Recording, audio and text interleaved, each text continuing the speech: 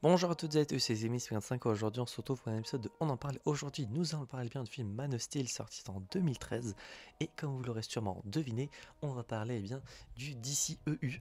Enfin, j'en parle et enfin, je prends le temps de commencer à cet univers, pardon. C'était un de mes défis du The Event 2024 de regarder tout le DCEU avant 2025 et de vous en faire des vidéos. Donc c'est chose faite. Commençons directement par Man of Steel qui retrace les aventures de Superman. Et on est comme synopsis, je vais prendre celui de euh, Seriebox. On va y suivre du coup un petit garçon qui découvre petit à petit qu'il a des super pouvoirs et qu'il n'est pas né sur Terre.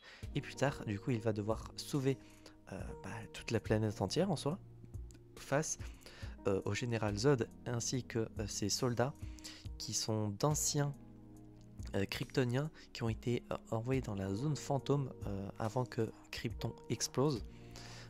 Ils avaient été bannis là-bas et plus de 33 ans il me semble après, ils sont revenus pour récupérer ce qu'ils recherchent et en profiter également pour voir comment se déroule euh, Superman, du coup Kal-El, comment il a fait pour vivre avec ça et du coup on va profiter du fait qu'il est présent pour voilà, se venger ou essayer de le ramener à leur cause. Donc voilà en gros pour le résumé du film. Concernant les points positifs et négatifs, eh bien déjà point positif, je ne sais pas. D'ailleurs, je le dis dès le premier épisode, comme ça je me répéterai pas hyper souvent pour les prochains de cet arc d'épisode là. Mais euh, niveau connaissance de l'univers d'ici, j'en ai pas énormément comparé à Marvel. Je connais pas mal de trucs depuis des années avec du coup les séries ou les dessins animés par exemple que j'ai pu regarder, mais également beaucoup de vidéos YouTube. Mais du coup, je ne suis pas très hyper calé comparé à Marvel, à laquelle j'ai bien plus de connaissances de l'univers. Donc, si je dis des trucs qui semblent un peu cons ou un peu ouais, qui sont des informations connues de base, je m'excuse à tous les connaisseurs. N'hésitez pas à donner les connaissances en question en commentaire, comme ça tout le monde pourra apprendre quelque chose. Donc, concernant les points positifs et négatifs, j'ai trouvé que c'était une bonne origin story.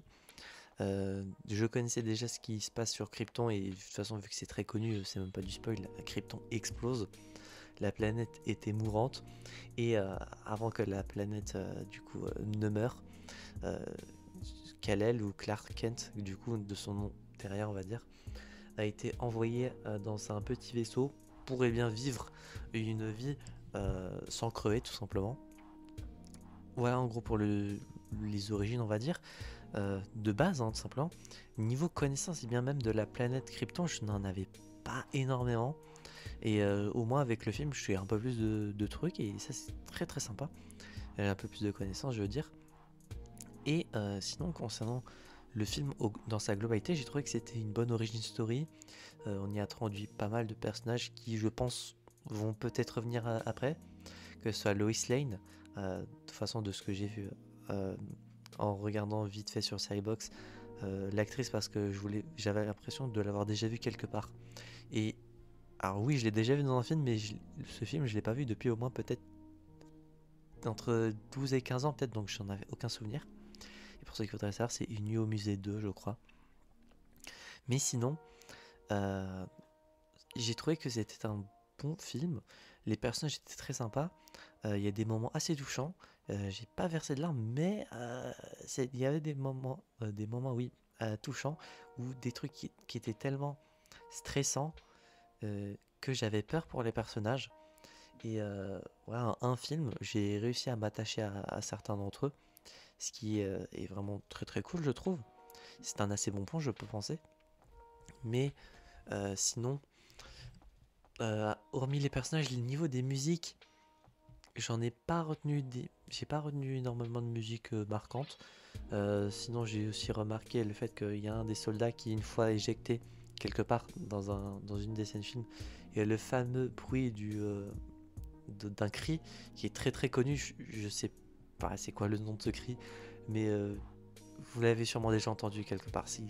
Il est très souvent à l'époque, devait être très souvent utilisé dans des cartoons à l'époque ou dans des mèmes sur des YouTube poop, etc. Mais sinon, Je suis très curieux de voir comment ça va se dérouler par la suite. De toute façon, vu que c'est le premier film sur les 16, plus la série, du coup vous aurez 17 épisodes. Et alors je ne vais pas m'avancer parce que ça va dépendre des choses que j'aurai à faire dans les journées, etc.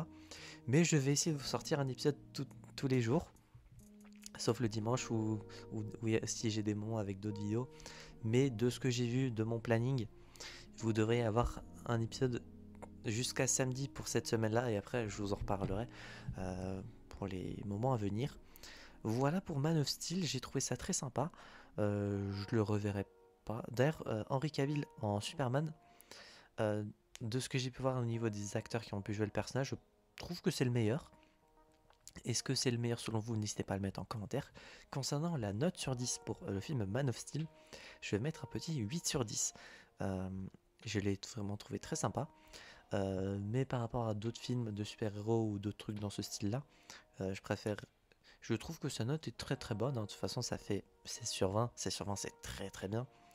Très curieux de voir comment va évoluer le personnage. J'ai déjà quelques petits trucs. De toute façon, le film date d'il y a 11 ans, donc forcément, l'univers date d'il y a quelques années déjà. Donc j'ai potentiellement des spoils.